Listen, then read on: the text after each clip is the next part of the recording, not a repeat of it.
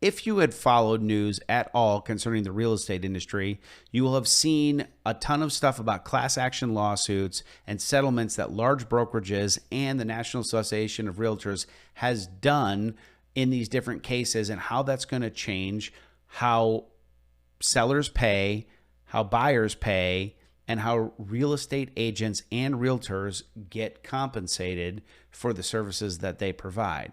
Today, we're going to go through a brief walkthrough of what has changed, what is still up for debate, and what you're going to see coming in the next set of weeks that will be implemented that is a major change in this industry. Hi, I'm Jason Wilson with Ursula Associates. If you are a consumer out there, please consider subscribing to this channel as we try to give the best consumer information so that you can always stay informed to make the best decisions for buying and selling real estate, saving yourself both time, money, and effort in getting the job done correctly. All right, let's go ahead and get into this.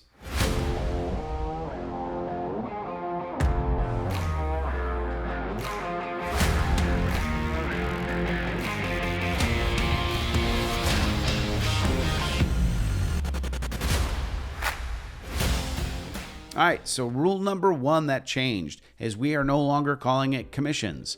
It is now going to be called compensation. So if you are used to the word commission, or you say to your realtor, what commission do you charge? They probably will respond with, my compensation is this. So that's the first thing. So that's number one. Number two, all compensation is negotiable. So although real estate agents have the ability to charge whatever they want or they see it's worth, sellers are not obligated to pay that amount or any other amount. They have to reach an agreement, just like anybody would.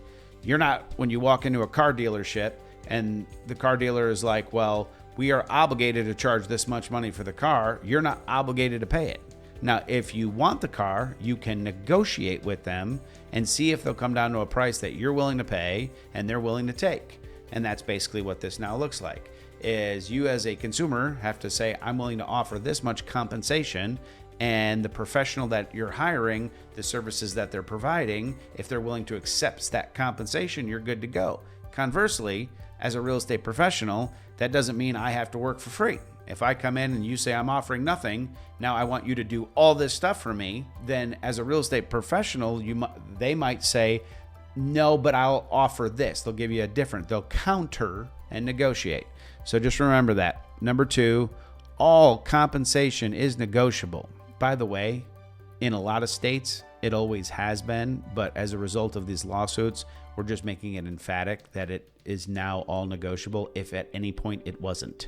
Number three, if as an agent, you're working with a buyer, you're going to need a written agreement of what compensation you will be paid, and in some cases, by whom, who's going to pay it. And that compensation agreement, if it reads zero, regardless of what the seller's offering, then the real estate professional would have to accept zero. So I don't know what real estate agents are going to do out there.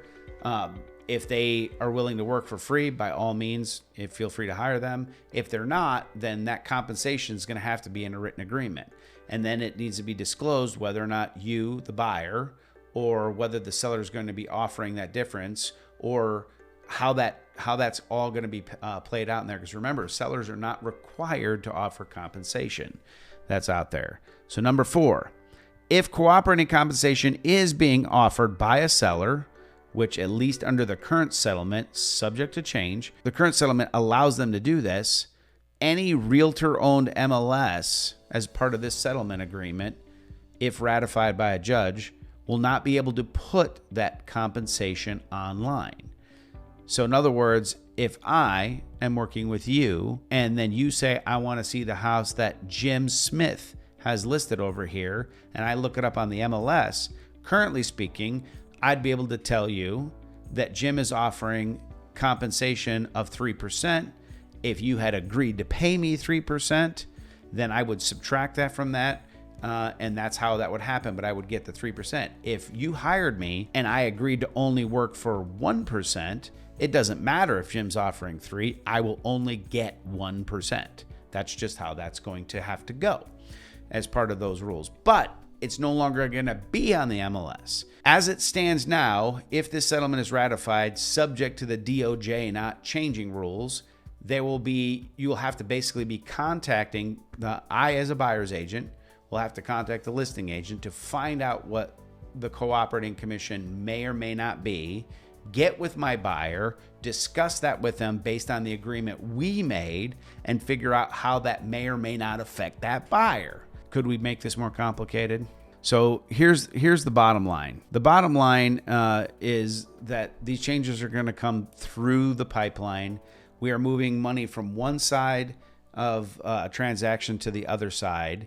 If this works out where sellers opt not to pay any cooperating commission and the buyers have to pay it all, well, it still ends up in the price. If you're going to buy the house for $300,000 and you've agreed to pay your own real estate agent as a buyer out of your pocket and their commission, if you've agreed for it to be, I'm going to make up numbers here, 1%, well, then you're buying that house for $3,000 because you're going to have that $3,000 effect. That's actually, let me make that correction, delete that. If you're paying 1%, that $3,000, then effectively you paid $303. However, the price of the house is $300. You're just paying the other $3,000 as a fee on your side. At the end of the day, I'm not sure how you look at that, but a cost is a cost is a cost. If this were retroactive or they were offering the compensation from the seller's side and they asked $303 and you're paying $303 and the 3% went to the agent, you would relatively end up at the same number. It would just be how and who it's being paid and the money being shuffled around. So there is one fly in the ointment. Originally in 2020, the Department of Justice had an inquiry into antitrust rules with the National Association of Realtors, and they had entered into a settlement where two things were agreed upon. One is NAR would stop requiring the seller to have what it was is they said you'll at least have to offer $1 in cooperating compensation in order to put a listing on the MLS. Well, that was forcing compensation, making it non-optional. Well, this ruling doesn't allow that, so they had to allow it to be zero. So that was one of the agreements reached in 2020. The other agreement flies in the face of the current agreement, and that was that they would create transparency, meaning if a seller is choosing to offer cooperating compensation of some kind, what would happen is not only would it be listed on the MLS, but it would be listed on the public sites, meaning the consumer could see it.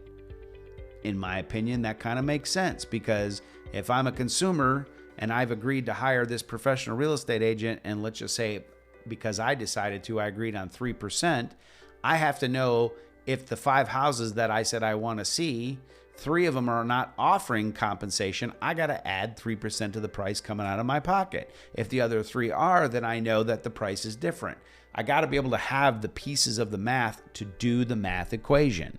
And that's part of that. So these two things are in conflict with each other. Well, I believe what happened, and you can look up some of this stuff on Bankrate and some of the articles that were done out there. But as the administration changed at the end of 2020 into 2021, I believe that the DOJ either requested to withdraw themselves from that settlement or have been petitioning to have it reopened. Reopening what was considered a closed settlement was originally denied, I believe, in 2021 by a lower court. It was appealed up to a higher court, I believe here in 2024. I might have the dates wrong on the other one, but it definitely was in 2024. It was a 2-1 decision, I believe, at the appeals court to allow the DOJ to reopen it. We have no idea what they're going to do.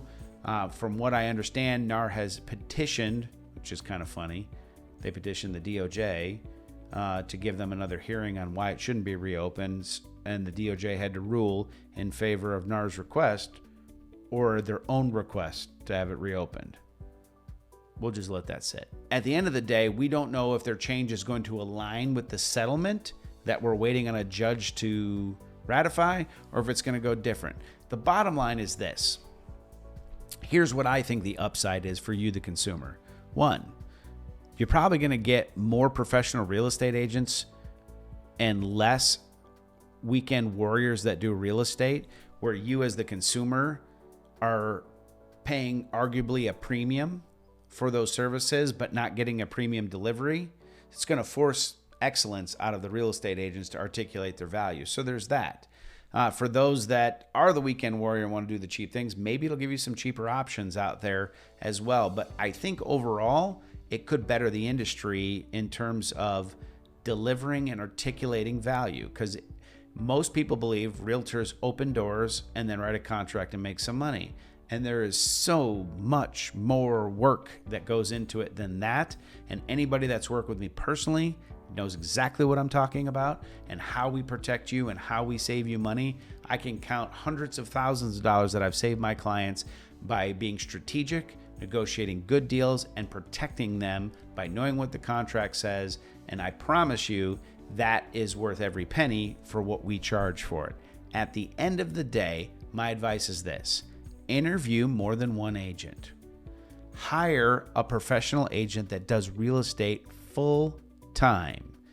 Check their track record for how many deals they've closed to know if they're doing business in the price point and the type of real estate you want to buy, whether that's investment, commercial, luxury, first-time home buyer, or otherwise, to know if they've got the skill set to be able to help navigate that with you. Last of all, you get the opportunity to negotiate what you're willing to pay for that compensation. If you're interested in buying real estate and you want to talk to a professional, or you're going to list real estate and you want to talk to a professional about how these new rules may or may not affect you positively or negatively, and put together a strategy that works for you, please give me a call. I'm Jason Wilson with Ursula Associates. If you made it to the end of this video, thank you so much for your willingness to listen. I ask that you give us a thumbs up or a comment on the video. We would love to hear from you, and we'll talk to you soon. Thanks.